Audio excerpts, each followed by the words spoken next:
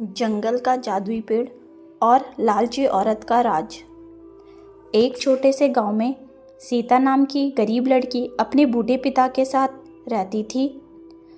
उसके पिता रोज़ जंगल जाकर लकड़ियां काटते, लेकिन फिर भी घर में मुश्किल से खाना बन पाता। सीता बहुत मेहनती और दयालु थी।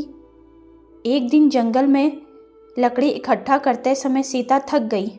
वह एक पुराने पेड़ के नीचे बैठकर रोने लगी और बोली, हे भगवान, मेरे पिता बहुत मेहनत करते हैं, उनकी मदद करो। तभी अचानक पेड़ से आवाज़ आई, डरो मत बेटी, मैं इस जंगल का रक्षक जादुई पेड़ हूँ। सीता चौंक गई। पेड़ बोला, तुमने सच्चे दिल से अपने पिता के लिए प्रार्थना की है, मैं तुम्हारी मदद करूँगा, लेकिन कभी लालच मत करना। अगले दिन घर में खाने को कुछ नहीं था। सीता फिर पेड़ के पास गई। पेड़ के नीचे उसे एक छोटी बोरी अनाज की मिली। सीता समझ गई, यह उसी पेड़ की मदद है। अब जब भी जरूरत होती, पेड़ उसकी थोड़ी थोड़ी मदद करता। गांव में एक लालची औरत रहती थी। उसने देखा कि सीता के घर धीरे धीरे अनाज आने लगा, कपड़े अच्छे होने लगे, पिता कम थकने लगे। उसे शक हुआ। एक दिन उसने सीता का पीछा किया और जंगल तक पहुंच गई। वह औरत भी उसी पेड़ के पास पहुंची और जोर से बोली, मुझे बहुत सारा सोना चाहिए।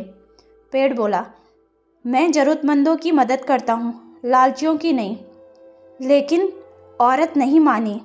तभी पेड़ के पास जमीन हिली और जमीन से एक पुराना मटका बाहर निकला। औरत खुश हो गई। उसने सोचा, इसमें ज़रूर सोना होगा। उसने जल्दी से घड़ा खोला, लेकिन उसमें सोने की जगह पत्थर और सूखी मिट्टी थी। तभी तेज हवा चली और आवाज़ आई, लालच करने वालों को कभी असली खजाना नहीं मिलता। औरत डरकर भाग गई। अगले दिन पेड़ ने सीता से कहा, इस जंगल में पहले एक साधु रहते थे। उन्होंने यह आशीर्वाद दिया कि ज़रूरतमंदों की मदद होती रहे। सीता समझ गई कि सच्चाई और मेहनत असली खजाना है। उसी दिन के बाद सीता और उसके पिता खुशी खुशी रहने लगे। इस कहानी से हमें यह सीख मिलती है कि भगवान ज़रूरतमंदों की मदद ज़रूर करते हैं। लालच हमेशा नुकसान करता है और सच्चा दिल सबसे बड़ा खजाना है। धन्यवाद।